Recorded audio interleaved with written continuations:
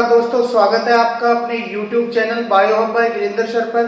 दोस्तों, हमने कल के वीडियो में अपना सिलेबस के बारे में चर्चा की थी। हमने देखा कि लेसन नंबर 26 और 27 पूर्ण रूप से हटा दिए गए, यानी तंत्रिका तंत्र वाला चैप्टर और मानव के संवेदी अंग, जिसमें अपन नेत्र और ईयर को पढ़ते थे, यानी कान और आंख को पढ़ रहे थे, वो चैप्टर भी पूर्ण रूप से हटा दिया गया है। अपने पिछले वीडियो तक 25 चैप्टर कंप्लीट हो चुके थे, 26वां और 27वां चैप्टर हटा दिया गया है। इसलिए आज हम 28वां चैप्टर स्टार्ट करते हैं, 12th बायोलॉजी का, मानव का जनन तंत्र। मानव का जनन तंत्र।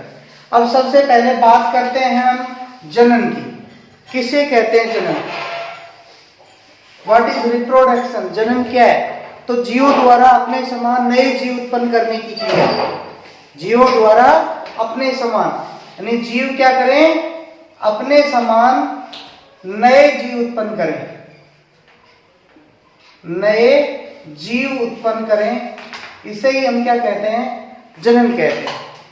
जीवों द्वारा अपने समान नए जीव उत्पन्न करने की क्रिया ही जनन कहलाती है। अब हम बात करें मनुष्य की, बात करें किसकी? मनुष्य की। तो मनुष्य में कैसा जनन पाया जाता है? लैंगिक जनन पाया जाता है। मनुष्य में कैसा जनन पाया जाता है? लैंगिक जनन पाया जाता है। और मनुष्य लैंगिक प्रजनन करने वाला और लैंगिक द्विरूपता प्रदर्शित करने वाला प्राणी है। द्विरूपता, लैंगिक द्विरूपता प्रदर्शित करने वाला प्राणी है। द्विरूपता की बात करें तो मनुष्य के अंदर नर एवं मादा स्पष्ट रूप से पहचाने जा सकते हैं। नर की बात करें तो नर में जैसे दाढ़ी मूंछ का आना, आवाज का भारी होना, वृषणों का पाया जाना, इसके अलावा शरीर पे बालों का अधिक होना, इसके अलावा स्तन ग्रंथियों का मतलब अविकसित रहना, ये सभी गुण किसके हैं? नर के। जबकि मादाओं के अंदर भाई शरीर के ऊपर बालों का नहीं होना, यानी कम होना, या इसके साथ आवाज का सुरीला होना। इसके अलावा हम बात करें तो भाई नितंबों का विकसित होना, स्तनों का विकास होना, स्तनों से दुग्ध का श्रावण जैसे संबंधित ये है, ये लैंगिक द्विरूपता के अंतर्गत आते हैं। अब हम बात करें, यानी मनुष्य में जनन कैसा पाया जाता है? लैंगिक जनन पाया जाता है। मनुष्य स्पष्ट रूप से क्या प्रदर्शित करता है? लैंगिक द्विरूपता प्रदर्शित करता है। यानी बाह्य लक्षणों के आधार पे नर एवं मादा को पहचाना जा सकता है। नर के अंदर वृषण कोष, आवाज का भारी होना, इसके अलावा चेहरे पे दाढ़ी मूंछ का होना, ये सभी गुण नर के हैं। मादाओं में भाई अंडाशय का पाया जाना, इसके अलावा आवाज का बारीक या मधुर होना, चेहरे के ऊपर या शरीर पे बालों का, चेहरे के ऊपर यानी दाढ़ी मूंछ का नहीं आना, शरीर पे बालों का कम होना, ये सभी गुण किसके हैं? मादाओं के। बात करें स्तन ग्रंथियों की, तो स्तन ग्रंथि नर और मादा, नर व मादा दोनों में पाई जाती हैं। स्तन ग्रंथियां दोनों में होती हैं, लेकिन नर के अंदर अक्रिय होते हैं स्तन ग्रंथियां, जबकि मादाओं में स्तन ग्रंथियां सक्रिय अवस्था में पाई जाती हैं। हाँ भाई, अब हम बात करते हैं नर जनन तंत्र की। नर जनन तंत्र, जिसका मैंने डायग्राम पहले ही बना रखा है। नर जनन तंत्र के अंदर हम बात करें तो नर जनन तंत्र को 2 भागों में बांटा जाता है। नर जनन तंत्र को कितने भागों में बांटते हैं? 2 भागों में। एक तो होते हैं प्राथमिक जननांग, प्राथमिक जननांग, और दूसरे होते हैं सहायक जननांग। नर जनन तंत्र को 2 भागों में बांटा जाता है, एक तो प्राथमिक जननांग और दूसरे सहायक जननांग। प्राथमिक जननांगों के रूप में नर के अंदर एक जोड़ी क्या होते हैं? वृषण होते हैं। प्राथमिक जननांगों के रूप में नर में एक जोड़ी वृषण होते हैं। सहायक जननांग के रूप में अब देखो, एक तो अधिवृषण, वृषण के ऊपर ये पाया जा रहा है, अधिवृषण सम्मिलित होगा। इसके अलावा शुक्रवाहिनी होंगी, शुक्रवाहिनी होंगी। फिर ये शुक्रवाहिनियां कहां जा रही हैं भाई? शुक्राशय वाले भाग में जा रही हैं, शुक्राशय। फिर ये प्रोस्टेट ग्रंथि, मूत्र मार्ग, मूत्र जनन मार्ग है ये। फिर ये वाला भाग है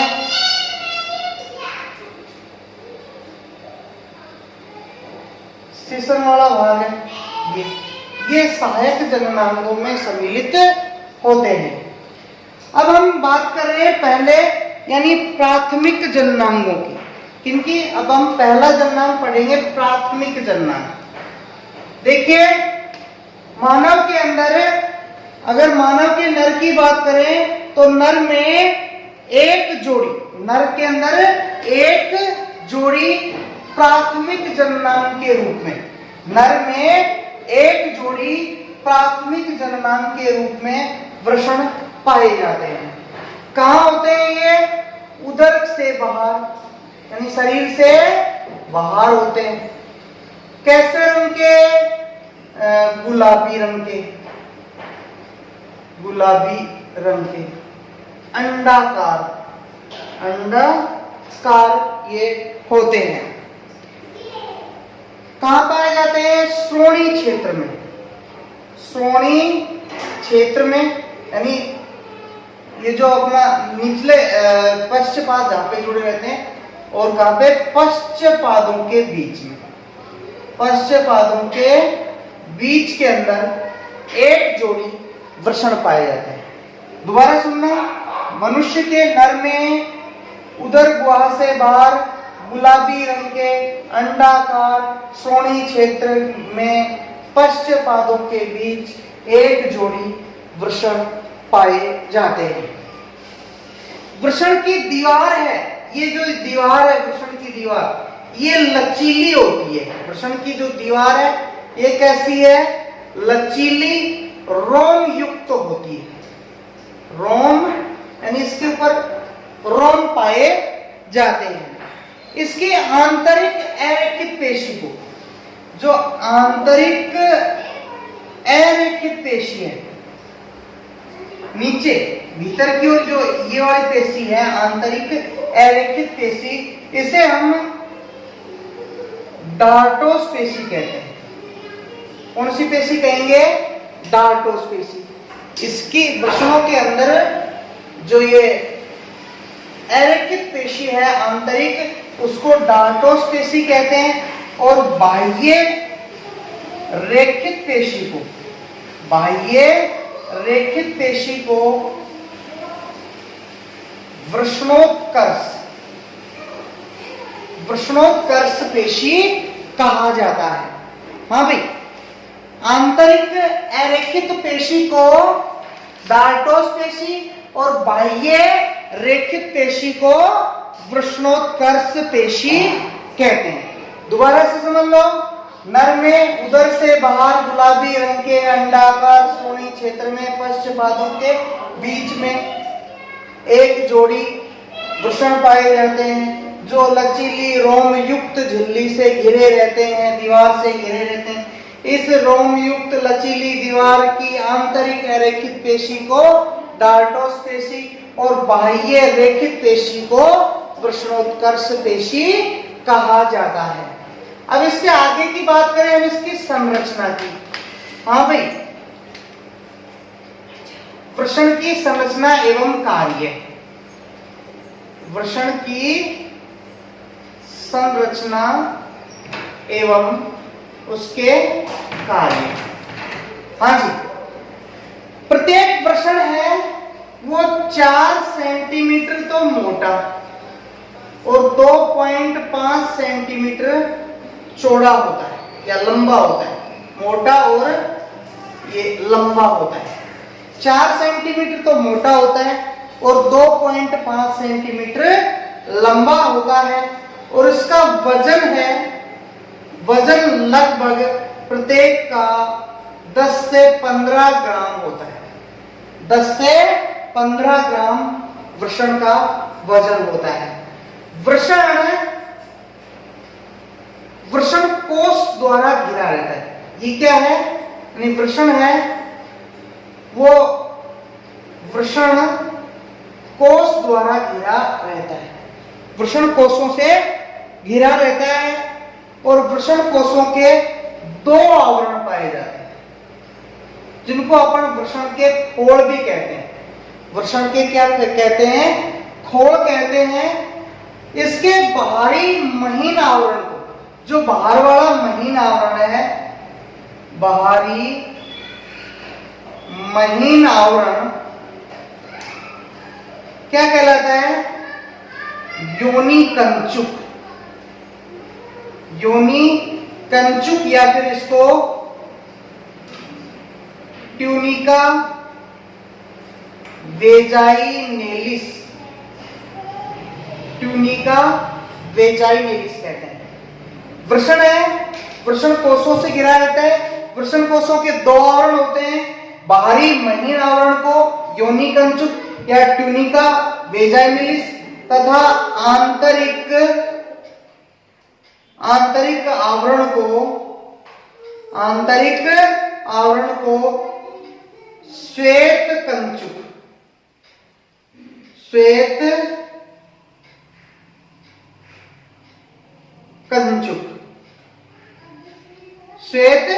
कंचुक कहते हैं। इसको ट्यूनिका एल्बुजिनिया भी कहा जाता है। Tunica albuginea.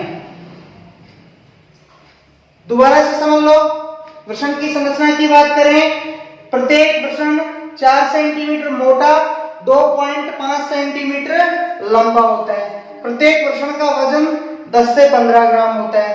वृषण कोषों की 2 आवरण युक्त झिल्ली से घिरा रहता है। बाहरी महीन आवरण को योनि कंचुक या ट्यूनिका वेजाइनेलिस और आंतरिक आवरण को श्वेत कंचुक या ट्यूनिका एल्बुजिनिया कहते हैं। ट्यूनिका एल्बुजिनिया इसको कहा जाता है। अब हम बात करें, प्रत्येक वृषण में लगभग 250 से 300 पालियां होती हैं। प्रत्येक वृषण में लगभग, प्रत्येक वृषण में 250 से 300 पालियां होती हैं। प्रत्येक वृषण में 250 से 300 पालियां होती हैं और प्रत्येक पाली में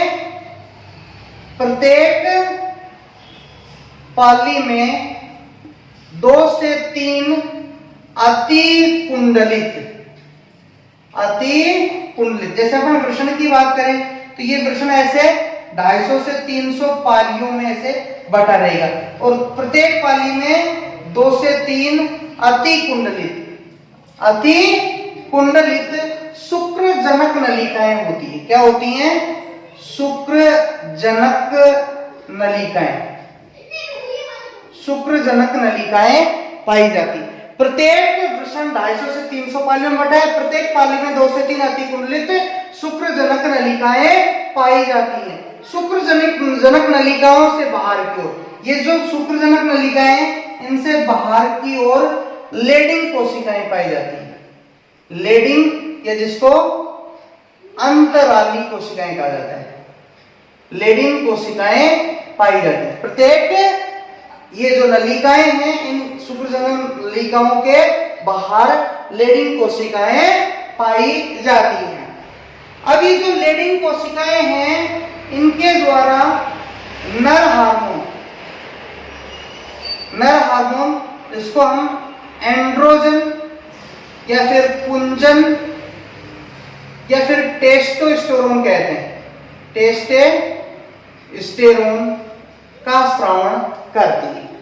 हाँ भाई, अगर आपसे कोई पूछेगा टेस्टोस्टेरोन या एंड्रोजन हार्मोन स्रावित कौन किया जाता है, तो लेडिंग या अंतराली कोशिकाओं द्वारा नर हार्मोन का स्रावण किया जाता है। अब इस हार्मोन के कारण ही नरों के अंदर द्वितीयक गौण लैंगिक लक्षण बनते हैं। हाँ भाई, प्रत्येक वर्षम 250 से 300 पालियों में बटा है। प्रत्येक पाली 2 से 3 अति कुंडलित शुक्रजनक नलिकाओं के अंदर बटी होती है, यानी प्रत्येक पाली में 2 से 3 अति कुंडलित शुक्रजनक नलिकाएं पाई जाती हैं। शुक्रजनक नलिकाओं से बाहर की ओर लेडिंग कोशिकाएं पाई जाती हैं। लेडिंग कोशिकाओं के द्वारा नर हार्मोन एंड्रोजन या पुंजन या फिर टेस्टोस्टेरोन का स्रावण किया जाता है। प्रत्येक जो शुक्रजनक नलिकाओं के चारों, ये जो शुक्रजनक नलिकाएं हैं, इनके चारों ओर संयोजी उत्तक का आवरण पाया जाता है। इन शुक्रजनक नलिकाओं, जैसे ये शुक्रजनक नलिका है, इस शुक्रजनक नलिका के चारों ओर, यानी ऐसे चारों ओर क्या पाया जाएगा, संयोजी उत्तक की कोशिकाओं का आवरण पाया जाता है, जिसे ट्यूनिका प्रोपिया कहते हैं। ट्यूनिका प्रोपिया कहा जाता है। इसके अंदर जनन उपकला का स्तर पाया जाता है। इसमें 2 प्रकार की कोशिकाएं होती हैं। जनन उपकला, इसके अंदर क्या पाया जाता है, जनन उपकला। जनन उपकला का आवरण पाया जाता है, जनन उपकला कोशिकाएं पाई जाती हैं। अब ये जनन उपकला जो कोशिकाएं हैं, ये 2 प्रकार की होती हैं। जनन उपकला कोशिका कितने प्रकार की होती हैं, 2 प्रकार की। यहां देखते हैं इसको।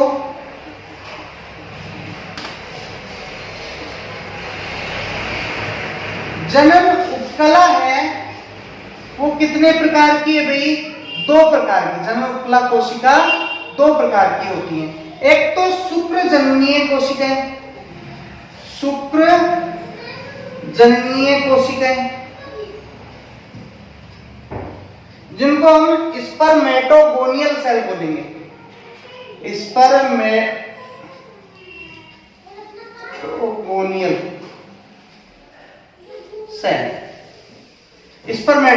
सेल, यानी ये शुक्र जननी कोशिकाएं तो शुक्राणुओं का निर्माण करती हैं। और दूसरी होती हैं सर्टोली कोशिकाएं।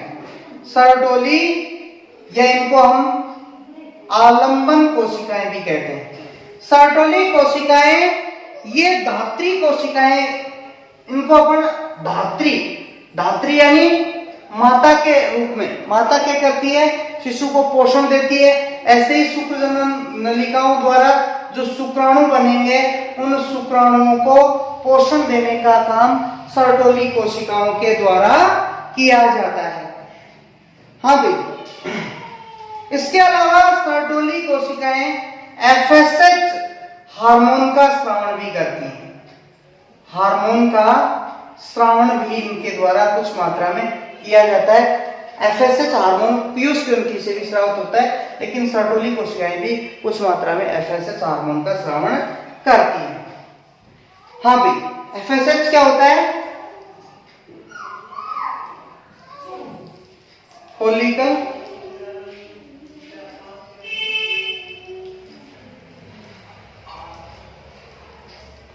स्टिमुलेटिंग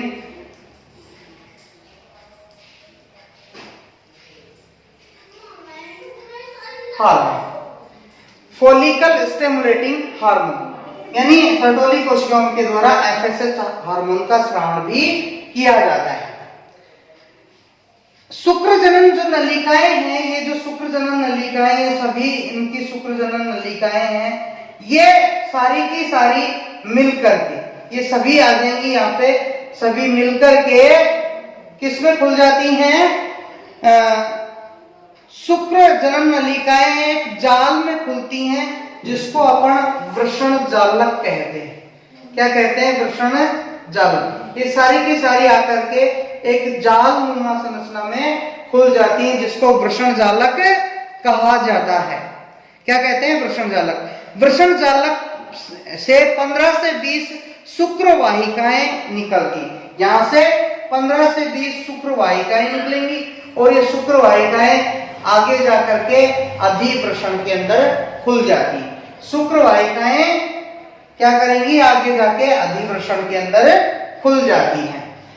अब हम बात करें सर्दियों के अंदर, कई बार पूछ लेता है कि मानव के वृषण उदर गुहा से बाहर वृषण कोशों में क्यों होते हैं। तो समझने की बात यह है कि भाई उदर गुहा का तापमान, उदर गुहा का यानी हमारे शरीर का तापमान शुक्राणुओं के परिपक्वन के लिए अनुकूल नहीं होता। इस वजह से जो वृषण है वो उदर गुहा से बाहर वृषण कोशों में पाए जाते हैं। अब हम दूसरी बात करें कि भाई ये जो सर्दियों के समय है इनमें जो वृषणोत्कर्ष पेशी है, वृषणोत्कर्ष जो पेशी है उस पेशी के अंदर संकुचन हो जाता है, क्योंकि सर्दियों के समय बाह्य वातावरण का तापमान कम हो जाता है और बाह्य वातावरण का तापमान कम हो जाने के कारण शुक्राणुओं का परिवर्तन नहीं हो पाता। इस वजह से वृषणोत्कर्ष पेशी संकुचित हो जाती हैं और ये वृषण है ये उदर की ओर सिकुड़ जाते हैं, या ये वृषण कोश है वो सिकुड़ जाते हैं और ये वृषण है ये उदर गुहा के समीप चले जाते हैं, ताकि उदर गुहा का तापमान इनको मिलता रहे और शुक्राणुओं का परिपक्वन आसानी से होता रहे। अब हम पढ़ेंगे सहायक जननांग। क्या पढ़ेंगे, सहायक जननांग। यहाँ पे हमारा प्राथमिक जननांग वाला जो टॉपिक है वो समाप्त हो गया। अब पढ़ रहे हैं सहायक जननांग। सहायक जननांग में पहला आता है हमारा अधिवृषण, अधिवृषण या एपिडिडाइमिस, एपिडिडाइमिस। हाँ जी, यह एक पतली लगभग 6 मीटर लंबी, 6 मीटर लंबी और पतली नलिका होती है जो वृषण के यहां पे घिरी रहती है। यहां पे ये वाला जो भाग है ये अधिवृषण का है, ये जो गहरा भाग मैं बना रहा हूं ये अधिवृषण का है। ये लगभग 6 मीटर लंबी पतली नलिका होती है जो अत्यधिक कुंडली कोमा आकार की संरचना है, जो इस तरह से ये कोमा आकार के रूप में होती है, ऐसे इस आकार में। इस जो नलिका है इसे 3 भागों में बांटते हैं। कितने भागों में बांटते हैं, 3 भागों में। इसको ऊपर वाले भाग को शीर्ष अधिवृषण बोलते हैं, ये मध्य अधिवृषण और ये पश्च अधिवृषण। शीर्ष अधिवृषण, मध्य अधिवृषण और पश्च अधिवृषण। शीर्ष अधिवृषण यानी यह भाग चौड़ा वृषण के ऊपर पाया जाता है, ये चौड़ा होता है और कहां पाया जाता है, वृषण के ऊपर, वृषण के ऊपर पाया जाता है। इसमें अपवाही वाहिकाएं जो वृषण जालक से आ रही थी वो आकर के खुलती हैं। अपवाही वाहिकाएं इसके अंदर आकर के खुलती हैं, किसमें, शीर्ष अधिवृषण में। इसका दूसरा सिरा मध्य अधिवृषण के अंदर खुलता है, बीच का सकरा भाग है, ये कहां का, बीच का और सकरा भाग होता है और पश्च सतह से फैला हुआ होता है और पश्च अधिवृषण में जाकर के ये खुलता है। पश्च अधिवृषण ये क्या है, अंतिम भाग है जो वृषण के निचले भाग को ढके रहता है, यानी निचले भाग को ढके रखता है। कौन, पश्च अधिवृषण। दोबारा समझ लो, ये ऊपर वाला जो भाग है इसको शीर्ष अधिवृषण कहते हैं, ये बीच वाला भाग है इसको मध्य अधिवृषण और नीचे वाले भाग को पश्च अधिवृषण कहा जाता है। हाँ जी, अब हम बात करें शुक्र वाहिनी की। दूसरा हमारा पॉइंट स्टार्ट होता है अब सहायक जननांग का नंबर 2, शुक्र वाहिनी। यानी पश्च अधिवृषण से स्टार्ट होती हैं और शुक्राशय तक ये फैली होती हैं। यानी दोनों वृषणों से एक एक लगभग 45 सेंटीमीटर लंबी, 45 सेंटीमीटर लंबी नलिका निकलती है, जिसे शुक्रवाहिनी कहते हैं। क्या कहते हैं? शुक्रवाहिनी कहते हैं। जो पुच्छक अधिवेशन या पश्च अधिवेशन यहां से स्टार्ट होती है और शुक्राशय तक फैली रहती है। शुक्रवाहिनी एपिडिडाइमिस से शुक्राणुओं को ग्रहण करके मूत्राशय के ऊपर के ओर से गुजरते हुए यहाँ पे मूत्र जमीन मार्ग के अंदर लाने का काम करती है। हाँ जी, अगला भाग है हमारा मूत्र मार्ग।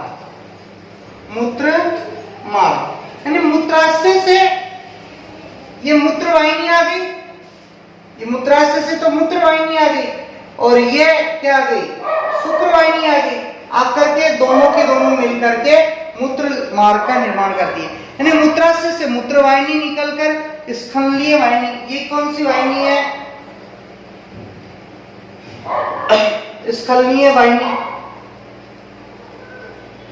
मूत्रवाहिनी और स्खलनीय वाहिनी के अंदर आकर के ये सारी की सारी खुल जाती हैं और मूत्र मार्ग का निर्माण करती है। ये लगभग 40 सेंटीमीटर लंबी नलिका होती है, जो यहां से स्टार्ट होकर के शिश्न के अग्र छोर के ऊपर खुलती है। हाँ जी, यह नलिका कहां पे आके खुलेगी? शीर्ष भाग में। किसके शीर्ष भाग में? शिश्न के शीर्ष भाग में आकर के ये खुल जाती है। अब हम बात करें सहायक जनन ग्रंथियों की। सहायक जनन ग्रंथि, तो सहायक जनन ग्रंथि में एक तो प्रोस्टेट ग्रंथि है, एक शुक्राशय को पढ़ेंगे। किसको पढ़ेंगे?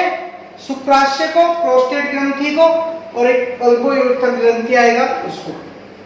पहला पढ़ते हैं प्रोस्टेट ग्रंथि।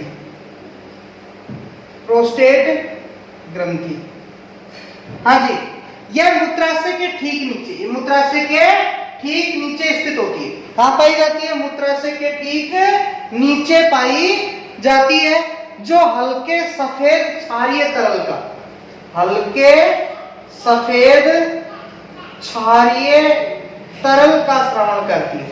हल्के सफेद क्षारीय तरल का ये स्रावन करती है, जो वीर्य का लगभग 25 से 30% भाग बढ़ाने का काम करता है। इस तरल में फास्फेटेज, जो तरल स्राव करेंगे इसमें फास्फेटेज, सिट्रेट, लाइसोजाइम,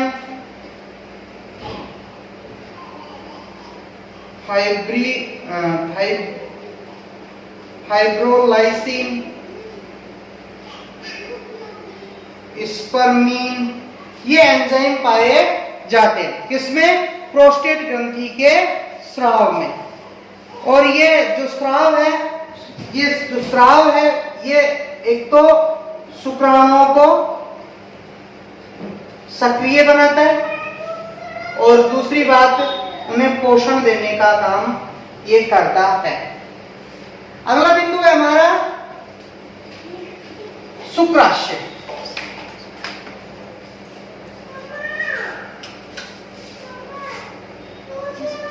शुक्राशय, हाँ भाई, यह मूत्राशय की सतह पर व मलाशय के बीच में, ये मूत्राशय की जो सतह है इस पे और मलाशय के बीच के अंदर पाया जाता है, जो एक थैलीनुमा संरचना है। हल्के पीले चिपचिपे पदार्थ, हल्के पीले चिपचिपे पदार्थ का स्रावन करता है। हाँ भाई, मैथुन के समय ये दोनों स्राव हैं, एक तो प्रोस्टेट ग्रंथि का स्राव है, एक शुक्राशय का स्राव, जनन मार्ग को चिकना बनाने का काम करते हैं। हाँ जी, अगला बिंदु है हमारा बल्बोयूरेथ्रल ग्रंथि। सहायक जनन ग्रंथियों का तीसरा पार्ट बल्बोयूरेथ्रल ग्रंथि, यानी ये प्रोस्टेट ग्रंथि के ठीक नीचे यहां पे पाई जाती है। प्रोस्टेट ग्रंथि के ठीक नीचे पाई जाती है, जो मैथुन के समय गाढ़ा चिपचिपा क्षारीय पारदर्शी तरल स्रावित करती हैं, जो मूत्र मार्ग को चिकना बनाता है और साथ में योनि मार्ग को चिकना बनाकर मैथुन क्रिया को सुगम बनाता है। यानी क्षारीय तरल स्रावित कर रही है, जनन मार्ग को चिकना बनाता है। इसका जो स्राव है वो जनन मार्ग को चिकना बनाने का काम करता है। अगला हमारा लास्ट आता है इसका सीसन। ये पेशी अंग होता है, यानी मनुष्य या अन्य स्तनधारियों में वृषण कोषों के बीच में उधर से एक लंबा बेलनाकार उत्तेजनशील मैथुनांग लटका रहता है, जिसको हम सीसन बोलते हैं। जिसको क्या कहा जाता है? सीसन कहा जाता है। सीसन का अग्रभाग, आगे का भाग है, ये कुछ ऐसे फूला होता है, जिसको हम सीसन मुंड कहते हैं। ये पतली त्वचा से ढका रहता है, जिसे अग्रच्छद कहते हैं। जिसे क्या कहा जाता है? अग्रच्छद कहा जाता है। ये मैथुन के समय इसके जो रक्त कोटर हैं, उन रक्त कोटरों में रक्त भर जाने के कारण ये उत्तेजित हो जाता है और मैथुन के समय शुक्राणुओं को मादा के जनन मार्ग में छोड़ने का काम करता है। हाँ जी, आज के वीडियो में हमारा ये नर जनन तंत्र वाला पार्ट है वो यहीं पे समाप्त हो जाता है। इस पार्ट के नेक्स्ट टॉपिक हेतु हमारा अगला वीडियो देखें। धन्यवाद।